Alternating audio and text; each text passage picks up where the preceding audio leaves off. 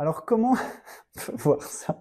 C'est que dans le fond, d'abord, les informations sont intégrées et ensuite elles sont interprétées. Donc d'abord, le corps perçoit les informations, il est réveillé, niveau 1, il perçoit les informations niveau 2, et il les intègre et il les interprète niveau 3. Et j'ai mis cette petite image les enfants nous montrent ça à merveille, ils sont incroyables. Ils font une connerie, ils s'arrêtent, ils regardent les parents, donc là ils ont perçu l'information, mais ils savent pas comment l'interpréter. Ils regardent les parents, et s'il y a les parents qui, par exemple, ils sont tombés, qui courent vers eux en état de stress, oh mon Dieu, mon bichon, ah là là, surtout pleure pas. Alors vous êtes sûr que l'enfant il commence à hurler parce qu'il a senti la peur du parent et du coup il interprète sa chute comme quelque chose de dangereux et stressant. Puis si vous avez un parent qui dit ah mon Dieu, trop marrant, la grosse blague, la grosse chute que tu t'es pris, et qui vient en se marrant vers son gosse, bah l'enfant va rigoler parce qu'il va interpréter ça comme quelque chose de drôle. Donc en fait, l'enfant nous montre absolument comment le cerveau fonctionne. Il perçoit, il intègre et ensuite il va interpréter et donner du sens. Donc intégration et interprétation, c'est le but de notre cerveau. C'est pour ça qu'il est conçu. On a une vessie pour faire pipi, on a un intestin pour digérer, on a des reins pour filtrer, on a le sang, on a un foie pour filtrer aussi le sang, on a des os, on a des muscles, chaque partie du corps a un but et un rôle précis, et notre cerveau a pour but d'intégrer l'information, d'interpréter et de donner du sens. Ce qu'il faut bien comprendre, c'est que la réalité du monde, c'est ça. On est dans la Matrix, il y a des lettres, il y a des chiffres de partout, ça n'a absolument aucun sens. Le monde n'a absolument aucun sens au niveau des informations et des interprétations. Et du coup, notre cerveau va donner du sens. Il va partir de tout ce qui décode, ces lettres, ces chiffres et tout ce bazar qui ressemble à rien, et tout d'un coup, il va créer des formes, il va créer des profondeurs, il va créer des mouvements, et il va créer la matrice. Donc franchement, regardez ce film, le premier Matrix, il est extraordinaire pour réfléchir sur cette notion de conscience, et il donne vraiment plein de bonnes idées sur comment le cerveau il fonctionne. On part de quelque chose qui n'a aucun sens et on donne du sens à des informations. Ça, c'est le but de notre cerveau. Et en neurosciences, on appelle ça l'interprète. Donc c'est la partie du cerveau qui va en fait donner du sens à toutes les informations internes de notre corps, qu'est-ce qui se passe dans mon corps, et aux informations externes. C'est milliards d'informations qui vont comme ça bombarder le cerveau, et l'interprète va leur donner du sens. Leur donner du sens, ça veut dire créer des liens. Soit, par exemple, quand je marche sur une punaise, eh ben ça fait mal. Soit créer des liens d'indépendance. En fait, quand je mange une banane et que je marche sur une punaise, c'est pas la banane qui me fait mal, c'est la punaise qui m'a fait mal. Donc c'est pas la banane. La banane, elle est pas liée à la douleur. Donc il va pouvoir lier des choses ensemble ou au contraire séparer des choses au niveau relationnel. À quoi ça sert ça? Ça lui permet de commencer à créer la loi de cause à effet.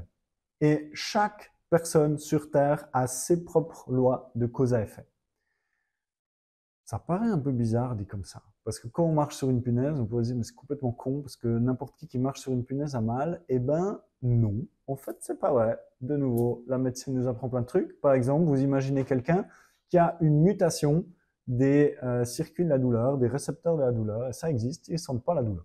Ils marchent sur la punaise, ils ont pas mal. Ils se pètent un bras, ils ont pas mal. Ils sautent d'un immeuble, ils ont pas mal.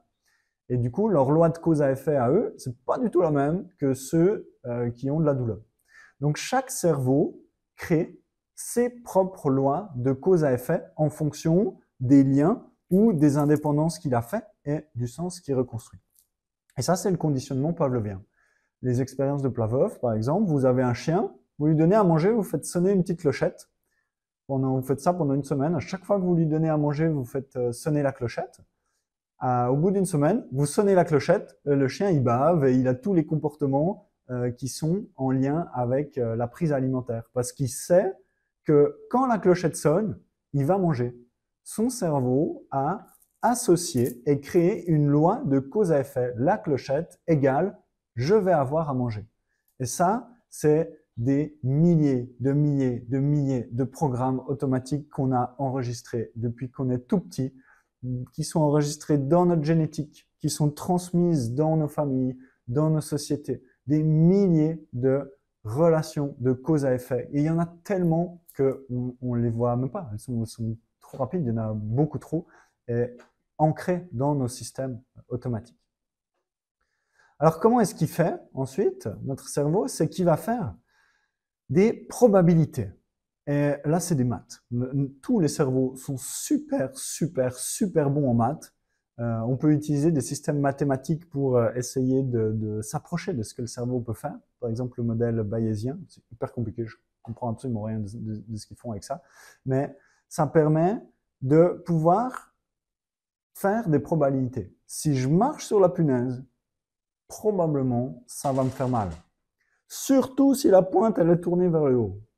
Maintenant, si la pointe est tournée vers le bas, la probabilité que je me fasse mal, elle est plus petite. Sauf si la punaise, elle se retourne quand je marche dessus. Donc, votre cerveau passe son temps à faire des milliards de tonnes de calculs de probabilité à chaque seconde de la journée pour essayer de savoir ce qui va se passer quand vous allez faire ci, quand vous allez faire ça, quand vous allez penser à ci, quand vous allez manger ça, quand vous allez... Il n'arrête pas de faire tout le temps des calculs pour essayer de comprendre ce qui se passe, d'intégrer et de donner du sens. Le cerveau crée une histoire qui a du sens et elle n'a aucune réalité. C'est l'histoire de notre vie. C'est juste notre cerveau qui a créé cette histoire. Et si il se passait des choses différentes ou si on avait vécu d'autres événements, il aurait créé une autre histoire qui avait totalement un autre sens. Et ça se teste en neurosciences. Et c'est génial. Alors, il y a des patients qui, par exemple, avaient eu des grosses épilepsies et ont eu une coupure au niveau du corps calleux. Donc, le corps calleux, c'est toutes les fibres qui relient l'hémisphère gauche à l'hémisphère droit. Et chirurgicalement, ils ont coupé cette communication. Donc, l'hémisphère droit et l'hémisphère gauche fonctionnent comme deux cerveaux indépendants au lieu d'être un cerveau qui travaille ensemble à cause de leur maladie ou de leur épilepsie. Donc, le cerveau droit, lui, va voir ce qui se passe à gauche. Le cerveau gauche va voir ce qui se passe à droite. Le cerveau droit contrôle la main gauche. Le cerveau gauche contrôle la main droite.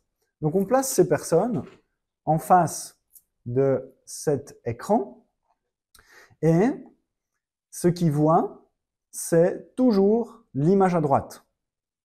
Donc, il voit la patte du poulet. Ça, c'est ce qu'il y a dans sa conscience. Consciemment, il va voir l'image du poulet la patte du poulet, parce que l'hémisphère gauche est la partie qui interprète et qui donne du sens. C'est notre partie gauche du cerveau qui fait ça. Donc, cette personne qui a son cerveau qui fonctionne de manière indépendante voit la patte de poulet. Et on lui demande de trouver quelle image serait associée à la patte du poulet. Sa main droite, qui est contrôlée par son hémisphère gauche, va se mettre sur le poulet. Et sa main gauche, de manière totalement inconsciente, bouge toute seule et va se mettre sur la pelle. Et lui, il s'en rend pas compte. C'est la main gauche qui bouge toute seule parce qu'elle est contrôlée par l'hémisphère droit dont il n'a pas conscience. C'est des choses qui se passent de manière totalement automatique. Les mouvements des mains se font tout seuls sans qu'il ait conscience. Lui, il a juste conscience de bouger la main droite sur le poulet. Et quand on lui demande « Ah, mais tiens, comment ça se fait que votre main gauche a montré la pelle ?» Il dit « Ah, c'est simple. C'est parce que la griffe du poulet, elle va avec le poulet. » Pas de poulet. Et en fait, tu as besoin d'une pelle pour nettoyer le poulailler. Donc, son cerveau se reconstruit une histoire et se donne du sens qui, lui parle. Mais la réalité, il y a plein de tests comme ça qui ont été faits, c'est que sa main gauche va sur la pelle parce que l'hémisphère droit du cerveau a vu qu'il y avait de la neige et que la pelle, ça permettait de déneiger. Donc, ça, il n'en a pas conscience. Ça fait partie des processus automatiques. Mais l'interprète du cerveau, se dit, non mais c'est logique, il faut une pelle pour nettoyer un poulailler. Et notre cerveau passe son temps à faire tout le temps ça, à se dire, non mais c'est logique, c'est parce que lui il a fait ça que moi j'ai dit ça. Ou c'est parce qu'il y a ça qui s'est passé que j'ai réagi comme ça. Mais c'est complètement faux. Ça, c'est juste les histoires que nous, on se raconte à nous-mêmes pour essayer de se rassurer, pour essayer de donner une cohérence, pour essayer de donner du sens. Mais la réalité, c'est que c'est juste une histoire parmi tant d'autres et on pourrait voir une même situation d'une multitude et donner une multitude d'histoires différentes. Alors, continuons notre intégration et interprétation. Alors l'intégration, elle peut se faire de manière soit verticale, c'est-à-dire en série, donc l'information passe dans le cerveau, elle passe dans un premier module.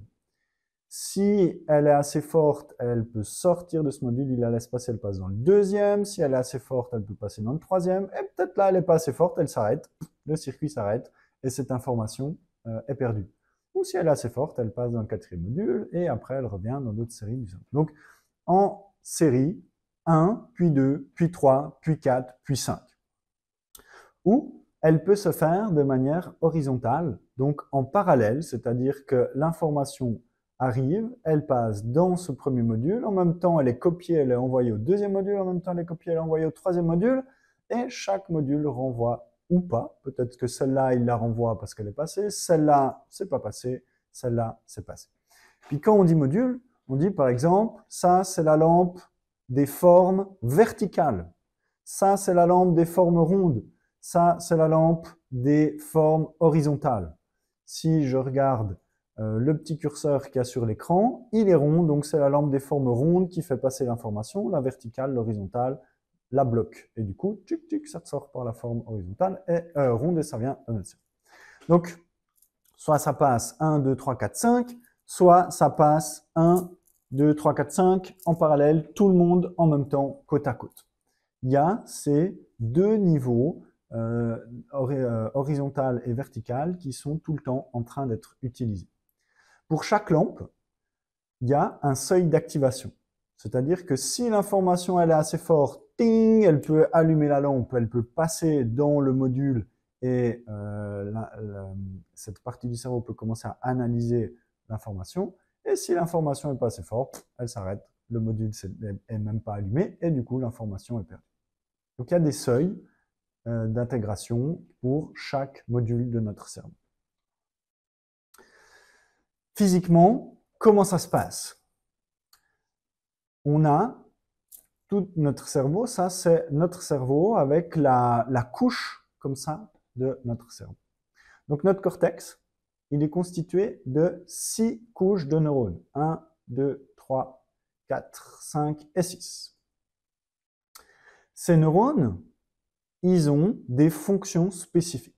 Vous avez des neurones qui codent pour le vert foncé, d'autres pour le vert clair, d'autres pour le bleu, d'autres pour le rouge, d'autres pour les formes verticales, d'autres pour les courbes, d'autres pour les horizontales, d'autres pour les bruits aigus, d'autres pour les bruits graves, d'autres pour le toucher, d'autres pour la vibration, la chaleur, la température, certains goûts, certaines odeurs. Il y a des milliards de milliards de milliards de neurones qui ont chacun un but spécifique de pouvoir dire, s'activer à certains moments pour dire, ok, ça c'est un truc vertical, ça c'est rond, ça c'est amer, ça c'est sucré, ça c'est chaud, ça c'est froid.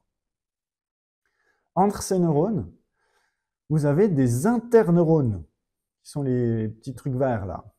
Ces interneurones, ils sont situés entre les neurones et eux, ils modulent. Ils éteignent ou ils allument les neurones, ou ils transmettent l'information à gauche, à droite, et ils permettent de travailler entre les couches et de pouvoir changer la manière dont ces neurones travaillent. On a nos neurones qui vont travailler de manière spécifique et on a des interneurones qui peuvent moduler leur façon de faire. Et notre cortex est structuré en colonnes. Donc cette idée de hiérarchie où on passe de 1 à 2, 3, 4 et 5 de manière graduelle, elle est vraie physiquement, c'est-à-dire que l'information peut arriver, par exemple, je dis n'importe quoi, à la couche 1, le neurone de la couche 1 l'envoie à celui-là, ça passe dans la couche 2, 3, 4, Si l'information passe, là, elle arrive, ah, elle est bloquée par un interneurone modulateur, mais elle est passée par ce neurone-là, tchic, ça passe dans la couche 4, ça passe au jaune, couche 5, et dans chaque couche, elle est analysée, changée, transformée pour mettre de plus en plus de sens, pour pouvoir commencer à décoder cette matrice, de mettre comme ça de plus en plus d'interprétations. Donc la structure en colonne est vraie, au niveau vertical, et en même temps, entre les colonnes, il y en a certaines, c'est des silos, c'est-à-dire elles fonctionnent de manière totalement indépendante, complètement coupée des colonnes qui sont à gauche ou à droite, et il y a des colonnes qui envoient l'information en parallèle à d'autres colonnes à côté. Donc on a vraiment ces deux systèmes, en même temps vertical et en même temps horizontal, entre les différentes colonnes qu'on a dans les couches de notre cerveau. Ces colonnes sont soit indépendantes, soit en communication. Si on voit une autre façon de le représenter, de nouveau physiquement ce qui se passe, les parties de l'arrière du cerveau, donc là on a les yeux devant, les parties de l'arrière du cerveau sont celles qui permettent de voir les images. L'information des yeux est envoyée à l'arrière du cerveau, sur ces premières colonnes, donc c'est les petits ronds, on peut imaginer des tubes comme ça, vraiment des colonnettes. Et l'information peut passer à la zone d'après. Il y a certaines colonnes qui l'envoient après, il y a certaines colonnes qui bloquent l'information en fonction de la couleur, en fonction de si c'est plutôt vertical, si c'est plutôt rond, si c'est plutôt un homme, une femme, un visage, des yeux, blablabla. Donc, chaque colonne a sa fonction spécifique. Elle peut laisser passer l'information ou elle la bloque de manière séquentielle, comme ça, verticale en série, et l'information est transmise à toutes les colonnes, par exemple, d'une certaine aire pour pouvoir traiter de manière beaucoup plus rapide de cette information. Ça, c'est le traitement en parallèle. L'information peut avancer, avancer, avancer, progresser. Elle progresse dans les différentes couches jusqu'à arriver à la vision de l'image. En traversant les différentes couches de notre cerveau, elle passe une par une et l'information est de plus en plus épurée.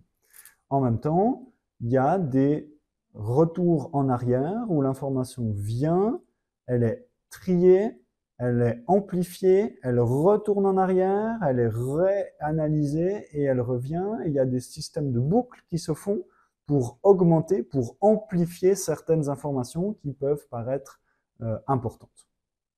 Donc ça, c'est la réalité physique de notre cerveau. On a des milliers de neurones qui fonctionnent en milliers de colonnes et qui font du système de triage, de filtration, d'amplification, d'analyse pour aboutir à donner du sens à toutes ces lettres de la matrice. Cette intégration, elle prend du temps.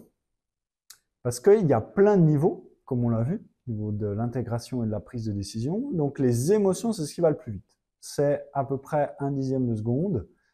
Ça, c'est hyper rapide. Les réflexes moteurs, c'est à peu près 300 millisecondes, 0,3 secondes, donc c'est un petit peu plus lent. Donc quand vous marchez sur la punaise, automatiquement, paf, votre jambe, elle saute du sol avant même que vous ayez conscience que vous avez marché sur la punaise. C'est après que vous dites « Ah, misère, je marchais sur la punaise ». Et ça, c'est la partie conscience de soi, réflexion, qui apparaît à 0,5 ou 1 seconde après que quelque chose rentre dans notre cerveau. Donc, quand vous marchez sur la punaise, vous pouvez vous en rendre compte plus ou moins vite. Alors, selon les voies de la douleur, ça peut être très rapide ou ça peut être plus lent. On s'en rend beaucoup plus, par exemple, les voies du piqué, on s'en rend compte beaucoup plus vite que quand on met la main sur la plaque chaude, parce que les voies de la douleur-chaleur, elles sont beaucoup plus lentes et elles transmettent l'information plus lentement que les voies de la douleur piquée. Donc là aussi, il y a encore des différences. Donc plein de niveaux d'intégration et un ton différent. C'est aussi pour ça que quand vous baladez sur un chemin, en campagne, tout d'un coup, il y a une corde enroulée ou posée quelque part et il y a tout le monde qui saute en l'air parce que les émotions ont perçu la ressemblance avec le serpent et ont activé le réflexe de fuite ou de paralysie ou de combat avant même que vous puissiez vous en rendre compte. Et tout d'un coup, il y a l'idée de se dire « Ah, mais attends, est-ce que c'est vraiment un serpent ou est-ce que c'est une corde ?» Et tout d'un coup, on se dit « Ah, mais en fait, non, ça bouge pas, c'est vraiment une corde et on peut arriver à se calmer, à reprendre le contrôle ou rester dans le mode panique, c'est aussi possible. Cette intégration prend du temps.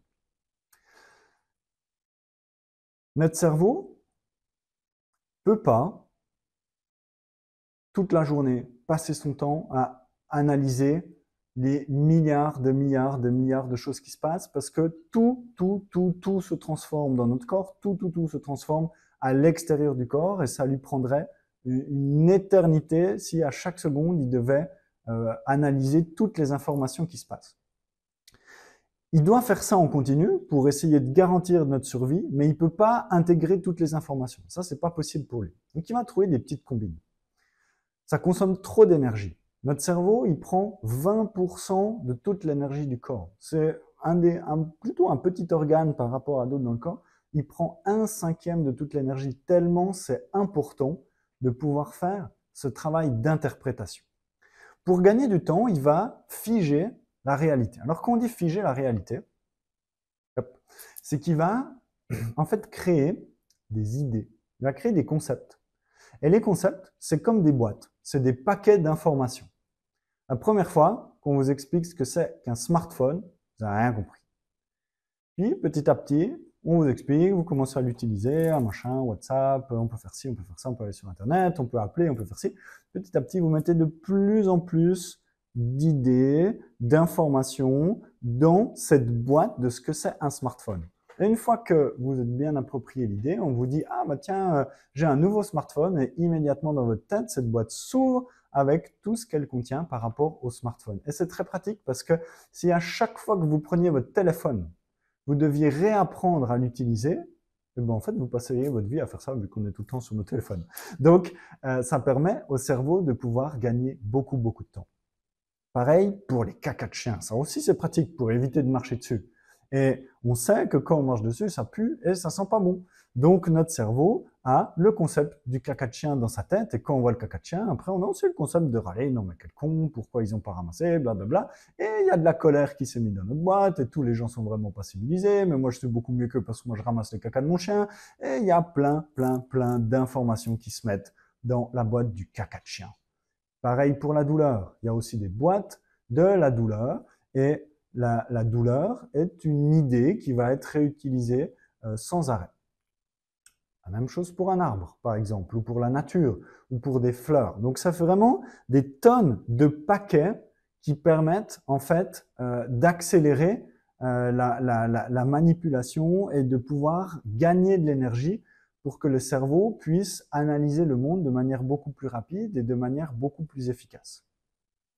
Le seul problème de ça, c'est que faire des concepts, en fait, ça fausse la réalité.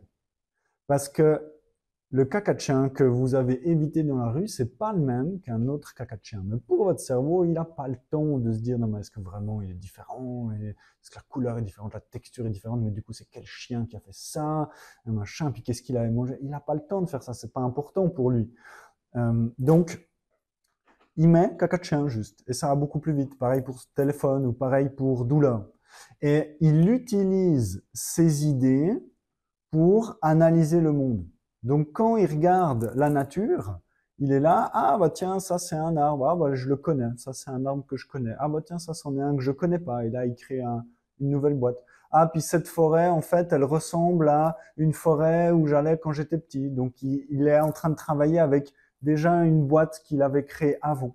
Et il travaille sans arrêt avec des concepts qui ont été appris, qui ont été entraînés, qui ont été mémorisés dans nos programmes automatiques, qui ont été donnés par notre famille, donnés par notre société. Et tous ces concepts vont en fait influencer nos perceptions et influencer notre façon de voir le monde, de ressentir les émotions, de voir les images, de sentir les sensations, de l'attention qu'on porte, de tout ce qu'on a vu, la mémoire, l'anticipation, le contexte, tout ça, par rapport à nos perceptions. Donc, les concepts sont faux par nature, c'est juste un sens qui a été donné à toutes ces lettres de la matrice qui permet au cerveau d'accélérer son travail, de pouvoir gagner du temps. Le problème, du coup, c'est qu'il est obligé de faire des probabilités. Il sait que ce qu'il voit, c'est faux. Du coup, il est obligé de se dire mais peut-être que en fait c'est pas ça, peut-être que la réalité elle est différente de ce que je vois, et peut-être que ce caca de chien que je voyais en fait c'est un serpent qui va me piquer. Donc il est obligé tout d'un coup de faire des tonnes de probabilités, et c'est pour ça qu'il utilise ces modèles mathématiques de probabilité. Donc notre cerveau fait des probabilités sur sa propre ignorance. Ça, c'est juste génial. Il est conscient que ce qu'il voit est faux. Il est conscient qu'il y a des choses qu'il ne peut pas voir parce qu'il n'a pas le temps de prendre le temps de les analyser. Il y a beaucoup trop d'informations. Donc il fait des probabilités pour dire, OK, dans cette situation, est-ce que je suis très ignorant, moyennement ignorant, ou est-ce qu'au contraire, j'ai vu à peu près tout ce qu'il y avait à voir d'important? Donc il juge son degré d'ignorance.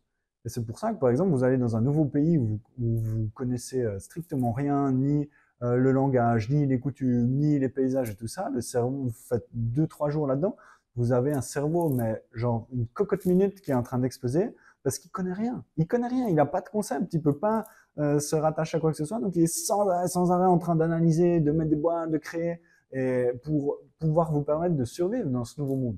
Et une fois que vous êtes dans un endroit où vous avez vos petites routines, où vous avez vos petites habitudes, où vous connaissez déjà tout, bah, tout d'un coup, le cerveau se relâche complètement. Il n'entend plus les bruits des cloches, par exemple, des églises. Il n'entend plus le bruit des bus. Il n'entend plus les enfants qui pleurent. Par exemple, quand on travaille en pédiatrie, au début, on entend tous les enfants qui pleurent, après, on les entend plus.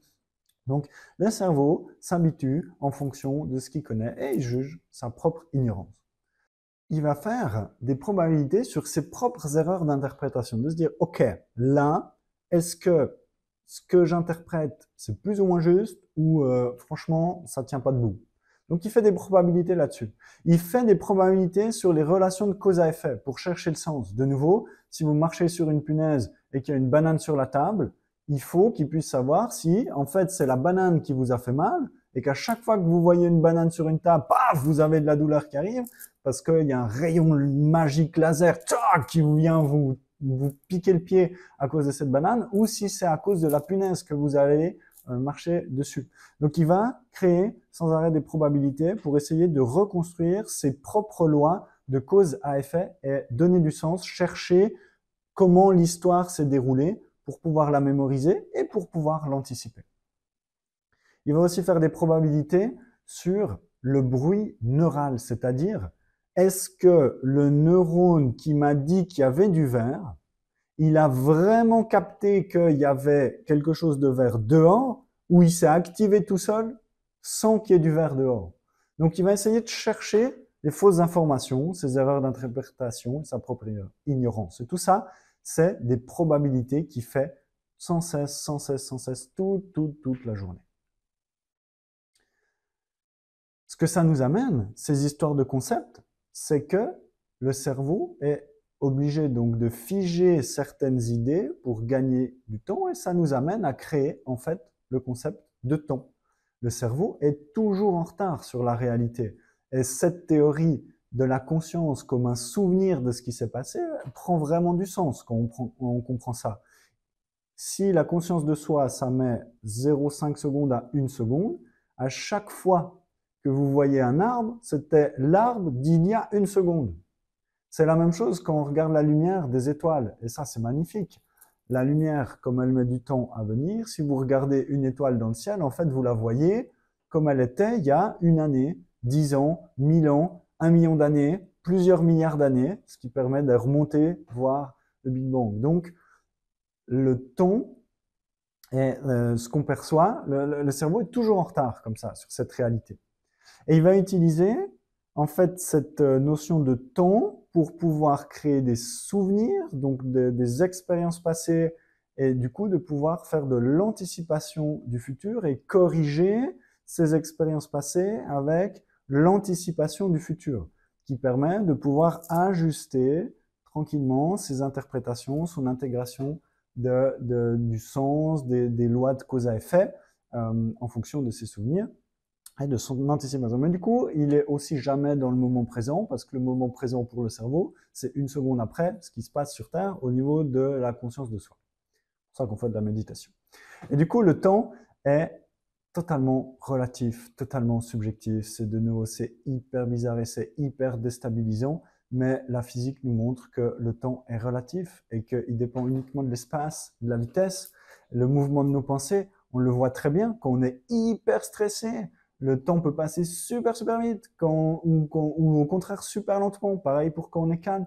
Quand on dort profondément, on n'a aucune notion du temps. On peut dormir 3 heures et quand on se réveille, on n'a aucune idée de combien de temps on a dormi. Quand on fait de l'hypnose, tout d'un coup, on a l'impression qu'on a fait de l'hypnose 5 minutes, on en a fait 45 minutes.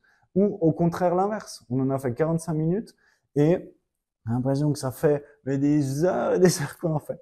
Donc cette notion du temps, elle peut être complètement accélérée, elle peut être complètement ralentie en fonction de nos propres perceptions. C'est juste une idée, c'est juste une perception comme ça.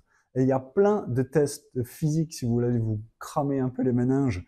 Franchement, allez voir ce documentaire Arte, il est génial pour montrer cette relativité du temps et comment est-ce qu'on peut la mesurer en physique. Juste